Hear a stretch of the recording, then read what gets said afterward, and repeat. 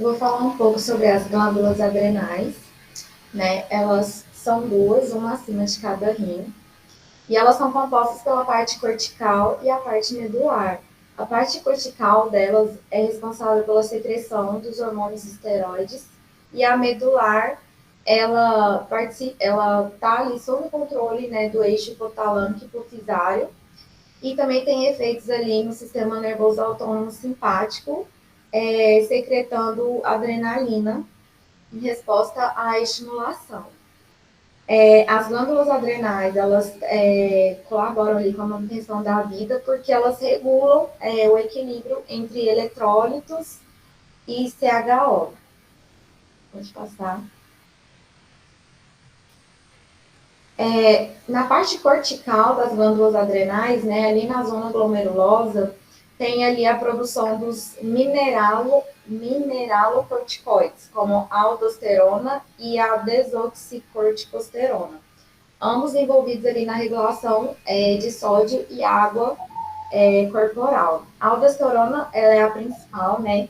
Então, ela vai agir ali para regular a homeostase dos eletrólitos, principalmente o sódio e o potássio.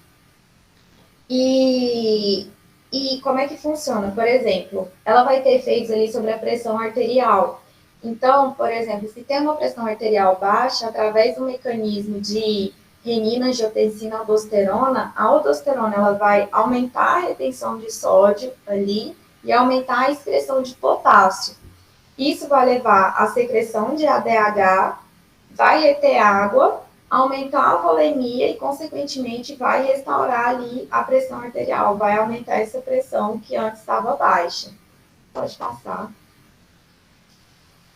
Mas o excesso de aldosterona também, né, pode fazer o contrário, né? Então, pode elevar e causar uma hipertensão arterial.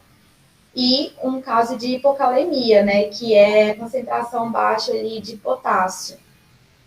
E a deficiência de aldosterona, as concentrações de potássio vão aumentar acima do normal, né? Ou seja, vai causar já o contrário, uma hipercalemia. E ter efeitos ali depressores sobre a função cardíaca, né? Refletindo-se no inotropismo negativo, né?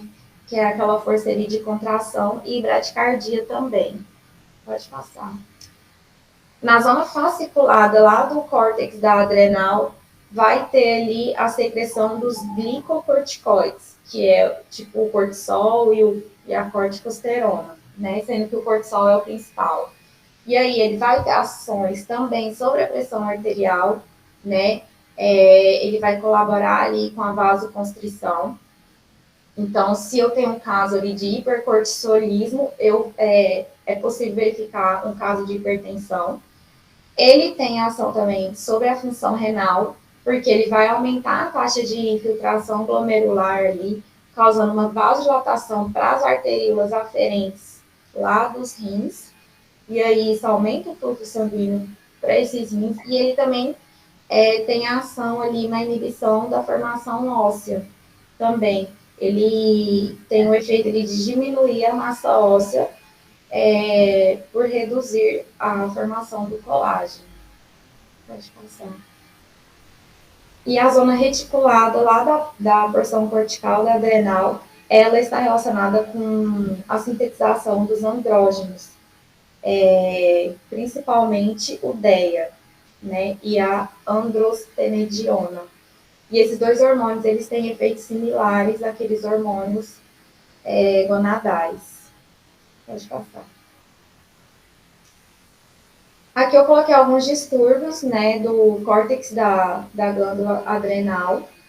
Tem uma síndrome que chama síndrome de Cushing, no qual a gente observa ali o excesso crônico dos níveis dos glicocorticoides, que pode ser decorrente do excesso do ACTH.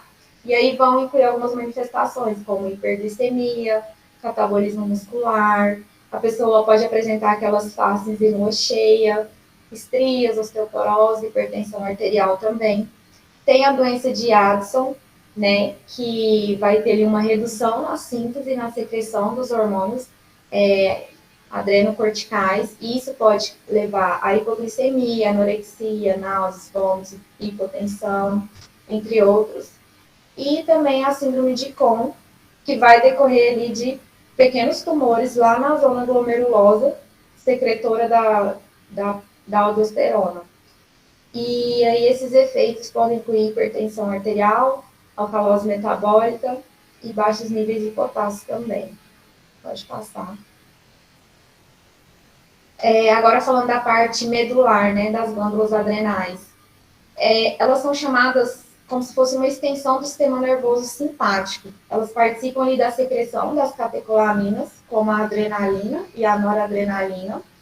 E é como se elas fossem ali um gânglio simpático, né, que vão abrigar ali células pós-ganglionares, e elas respondem a estímulos que vão ativar o sistema nervoso simpático. Pode passar. Agora eu vou falar sobre as glândulas paratireoides e a homeostasia mineral. Elas geralmente estão em número de 4 ali na parte posterior, né, da tireoide. O paratormônio é o principal hormônio, né, que elas secretam, e ele vai estar relacionado ali ao equilíbrio dos minerais no organismo humano. A principal função do PTH, que é o paratormônio, é estimular a liberação de cálcio para o plasma. E para isso ele vai agir principalmente nos ossos, mas ele também age lá nos rins e também no intestino. No osso, ele vai aumentar a reabsorção óssea, ativando ali os osteoclastos e induzindo a osteólise para disponibilizar o cálcio lá para o plasma, liberar esse cálcio.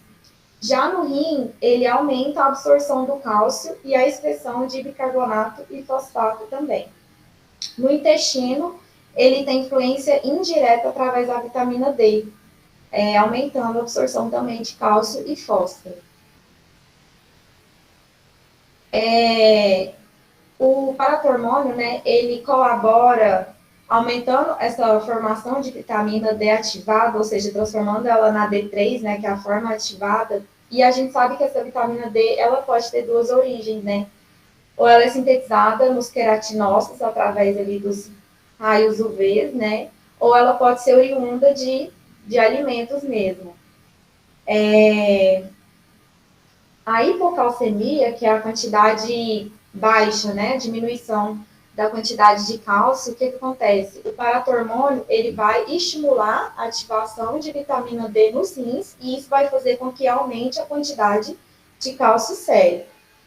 A calcitonina, né, que é um outro hormônio, ela já é secretada não mais pelas paratireoides, ela é secretada pela tireoide, só que ela também tem associação ali com a homeostasia do cálcio, só que ela tem um efeito contrário do paratormônio, né? A calcitonina, ela não faz com que aumente os níveis de cálcio no plasma, ela vai fazer o contrário, ela reduz esses níveis. Então, o principal estímulo para a secreção da calcitonina é justamente o contrário, né? O aumento ali dos níveis plasmáticos de cálcio.